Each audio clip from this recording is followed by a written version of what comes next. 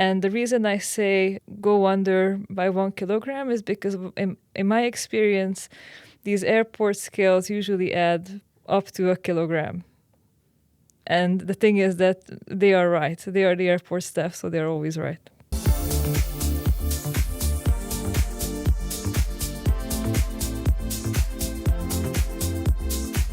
Hello and welcome to the AK Campus, where we explore new directions in travel and sustainability.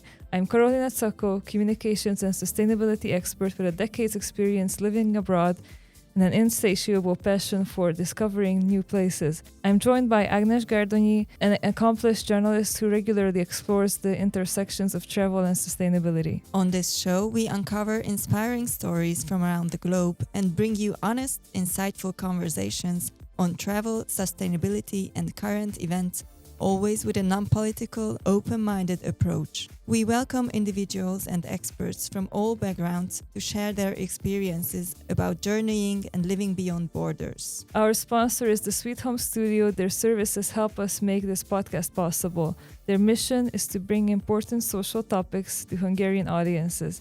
They also give new podcasters a special price to support more valuable content. They are based in Budapest, offering full technological support and a great space to make podcasts. We would like to take this opportunity to thank them for supporting our work.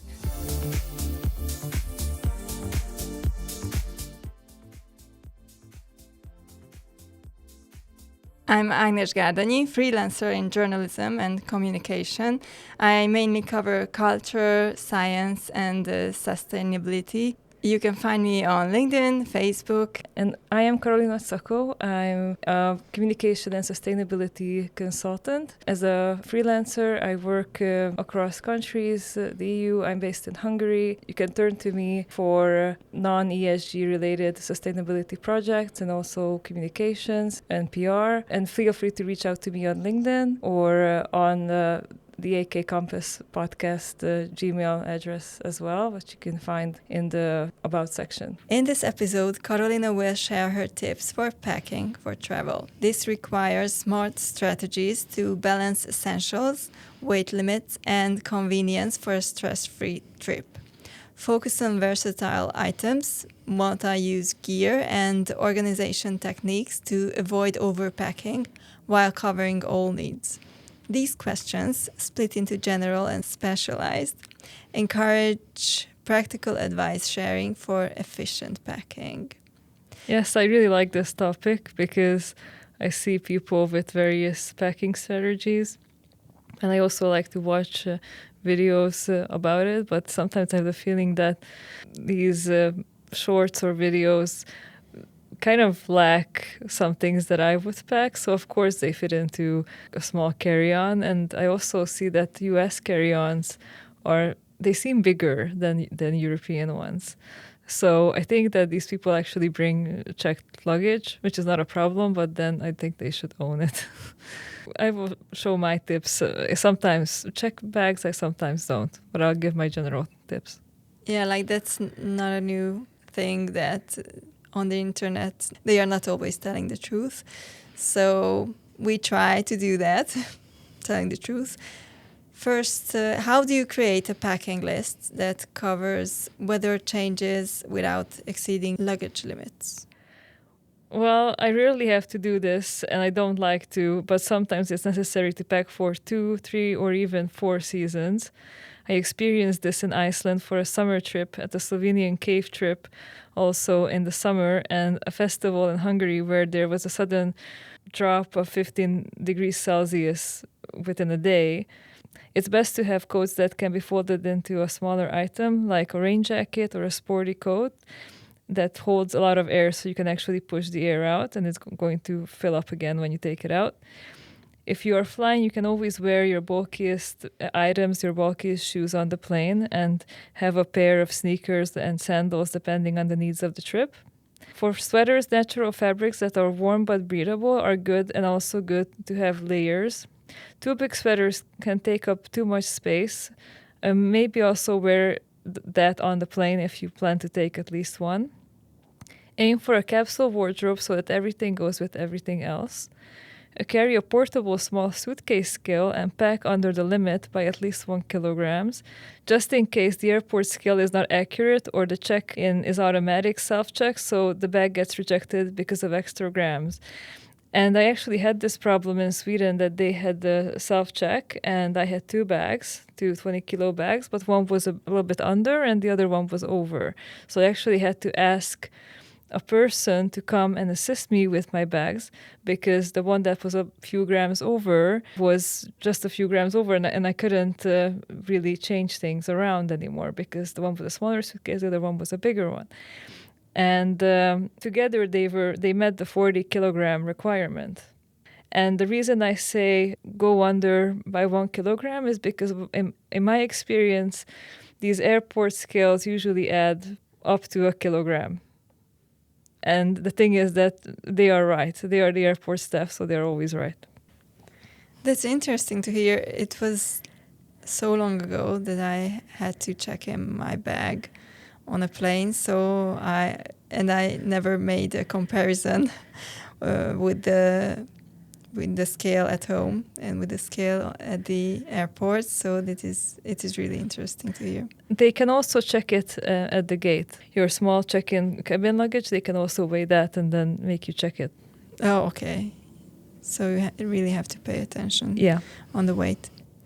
What versatile clothing and practical items can serve multiple outfits or purposes to save space?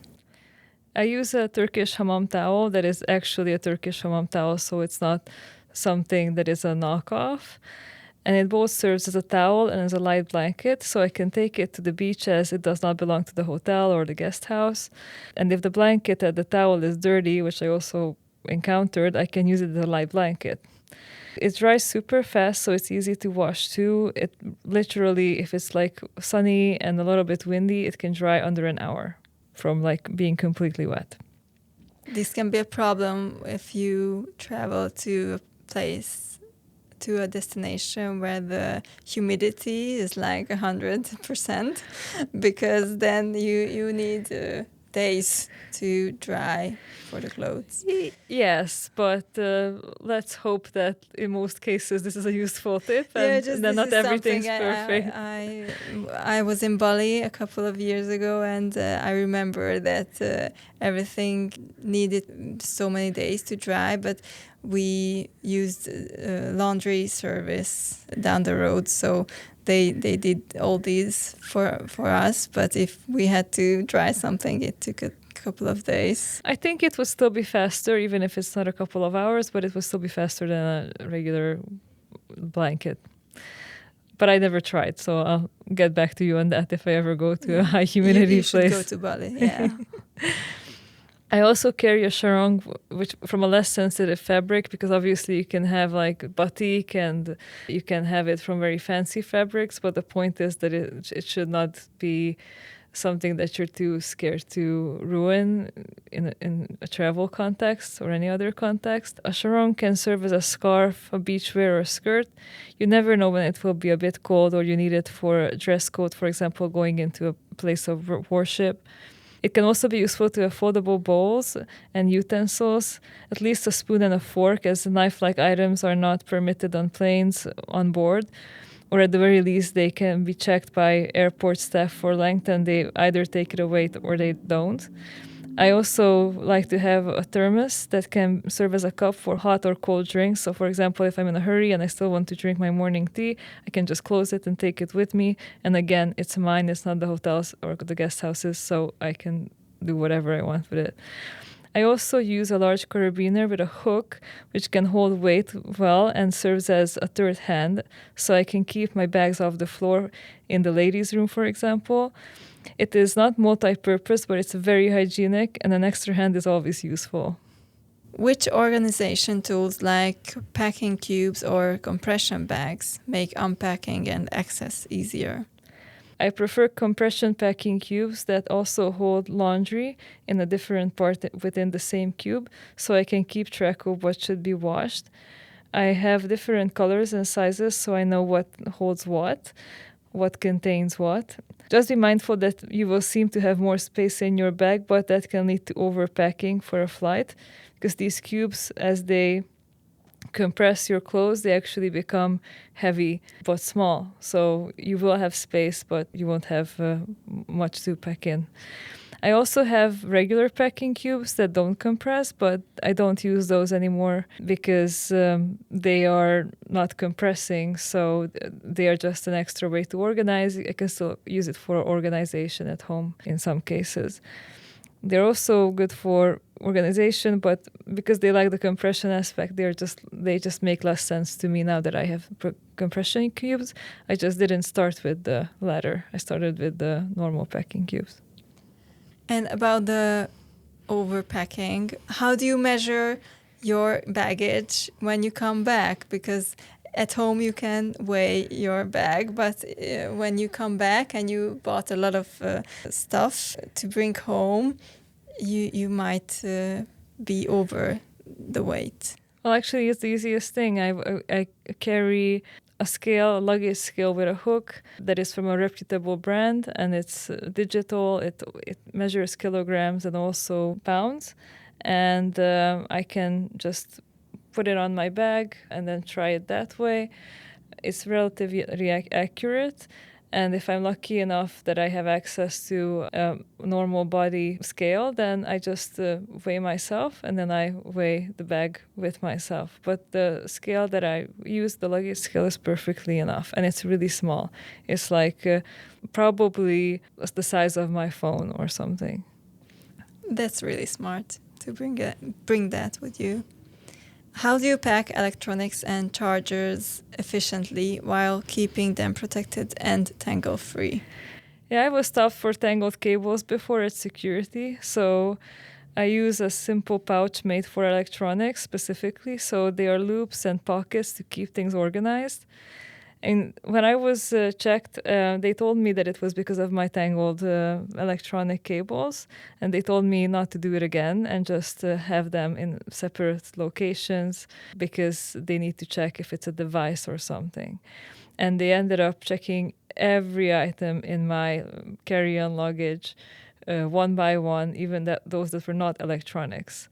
So it was a bit slow, and I learned my lesson. So ever since that, I do have a pouch for electronics, or I keep them in different locations.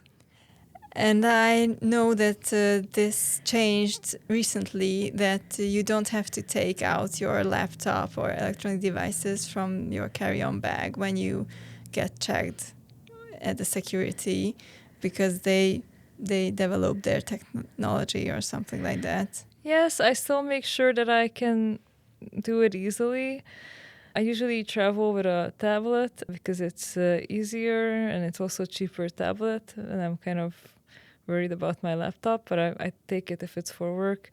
Different airports sometimes are at different levels of technology, so you also need to take that into account as well.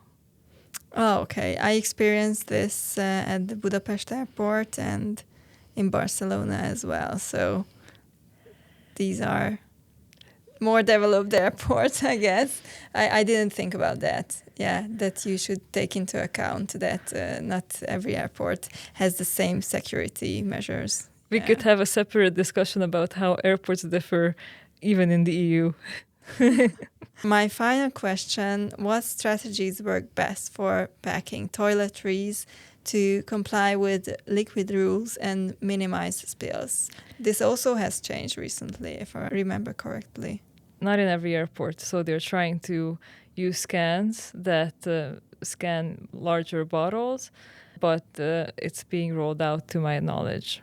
So I use a mix of strategies. I have items in solid form like shampoo, conditioner, and body wash. I also can cut them to travel size, depending on the length of my trip. I carry creams in magnetic small travel capsules I got from the US. The good thing is that they actually, because they're magnetic, they don't really leave space between each other. They end up taking less space together, versus when you have different items that have different forms, so you actually carry some air as well in the bag. This kind of solves that problem partially. Oils and perfumes are harder to contain, so I use small glass containers. As long as they are in my personal item bag, they should be fine and they should be safe. I would advise against putting the travel capsules and the glass containers in a checked luggage because of the throwing around and the air pressure changes. So these can break. You should be aware of them. Even the capsules, if they don't break, they can partially get damaged and then you have to change them and it's a mess. Usually all the items last almost 2 weeks for me this way. But if I would run out, you can also buy common creams locally, even if they're not your favorite brand. And I think it's good to experiment as well. In my experience, Greece and Cyprus have great creams with olive oil. If you use over-the-counter or prescription medication, I recommend to use the original packaging, especially when flying, and have a doctor's note if necessary to be able to prove that they are legitimate and they are for personal use. It's also good to check if those medications are even legal in the country that you're visiting, because that can also change. I mean, the EU is relatively harmonized in this way, but countries further out in different continents could be different. I know that the pill organizers are fashionable and they take up less space. They're useful for other types of trips, but you don't want to guess which color pill is for what when you have to prove it to security. On the same token, make sure that your stuff isn't dusty in general, because that can also warrant a check, because they need to check if there's that is an illegal substance or a trace of an illegal substance. So just keep your stuff dust-free, or just clean them before you pack for an airport visit. That's really interesting to hear. And also, which came to my mind, that you have to check not only if your medicaments are legal or illegal in the destination you're going to, but for example, in Dubai, they don't let gambling tools or gambling games into the country. So, for example, one of my acquaintances got almost arrested in Dubai because he took like a poker game set with him. So you really have to pay attention, especially if you go to an Arab country. Yes, because they have their own culture and they have their own do's and don'ts the same way we do.